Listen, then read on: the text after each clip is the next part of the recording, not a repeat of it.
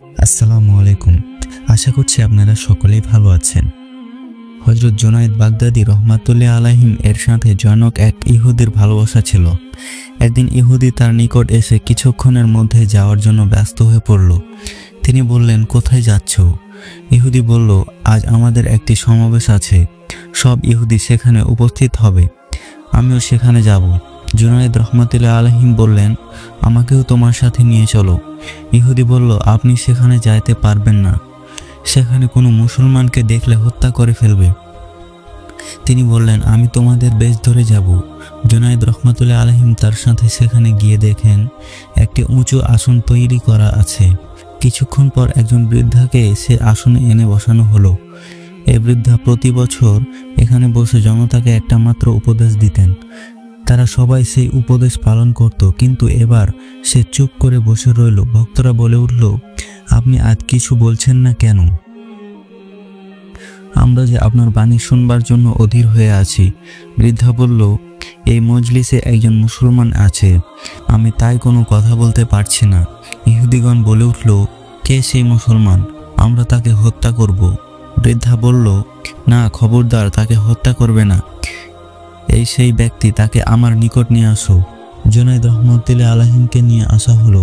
বৃদ্ধা বলল, আপনি কেন এখানে আসলেন? তিনি বললেন, তামাশা দেখার জন্য এসেছি। বৃদ্ধা বলল, আপনি যখন এসেছেন এখন আমার কয়েকটা প্রশ্নের উত্তর দিন। তিনি বললেন, আমি যদি তোমার প্রশ্নের উত্তর দিতে পারি তাহলে তুমি ইসলাম ধর্ম গ্রহণ করবে কিনা?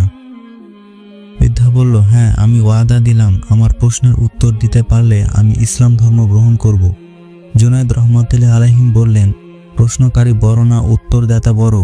সে বলল, উত্তরদাতা বড়। তখন তিনি বললেন, তুমি প্রশ্নকারী, তুমি আসন হইতে নেমে আসো, আমি ওই আসনে বসে উত্তর দেব। বৃদ্ধা নেমে আসলো। তিনি গিয়ে সে আসনে বসে বললেন, আচ্ছা, প্রশ্ন করো। বৃদ্ধা বলল, 1 নম্বর প্রশ্ন, আপনারা বলে থাকেন বেহেশতে এত আহার করা হবে যে তবুও পায়খানা প্রস্রাব প্রয়োজন হবে না। 2 নম্বর প্রশ্ন হচ্ছে, বেহেশতে এমন একটি বৃক্ষ থাকবে যার শাখা প্রশাখা বেহেশতের প্রতিটি ঘরের উপর বিস্তার করবে। 3 নম্বর হচ্ছে, বেহেশতের নিয়ামত যতই খাওয়া হবে উহার ঘাটতি হবে না। এগুলি তো অসম্ভব কথা। জুনায়েদ রহমাতুল্লাহ আলাইহিম বললেন, 1 নম্বর প্রশ্নের উত্তর শোনো। সন্তান যখন মায়ের গর্ভে থাকে তখন সে মায়ের রক্ত আহার করে, কিন্তু তার পায়খানা প্রস্রাবের প্রয়োজন হয় না। 2 নম্বর প্রশ্নের উত্তর, পৃথিবীতে সূর্য মাত্র একটা, কিন্তু উহার আলো সকল গৃহের উপর পড়ে। 3 নম্বর প্রশ্নের উত্তর হলো, কোরআন শরীফ অগণিত লোকে তেলাওয়াত করে, শ্রবণ করে এবং উহার দ্বারা উপকারও পায়, কিন্তু উহার স্বাদ ও মাধুর্য কমে না। অতঃপর জুনায়েদ রহমাতুল্লাহ আলাইহিম বললেন, আমি তোমার 3টি প্রশ্নের উত্তর দিয়েছি, এখন তুমি আমার একটি প্রশ্নের উত্তর দাও। বৃদ্ধা বলল, প্রশ্ন করুন। জুনায়েদ রহমাতুল্লাহ আলাইহিম বললেন, বেহেশতের দরজার উপর কি লেখা রয়েছে? সে বৃদ্ধা এই কথা শুনে চুপ করে রইল। সব ইহুদিগণ বলে উঠল, আপনি আমাদের ধর্মীয় নেতা, আপনার 3টি প্রশ্নের উত্তর তিনি দিয়েছেন, তার একটি প্রশ্নের উত্তর আপনি কেন দিচ্ছেন না? বৃদ্ধা বলল, আমি যে উত্তর দিব তোমরা যদি উহা মেনে নেওয়ার অঙ্গীকার করো তবে আমি উত্তর দিব। তারা সকলে অঙ্গীকার করলো, হ্যাঁ, আমরা অবশ্যই মেনে নিব। বৃদ্ধা বলল, বেহেশতের দরজার উপর লেখা রয়েছে, লা ইলাহা ইল্লাল্লাহু মুহাম্মাদুর রাসূলুল্লাহ।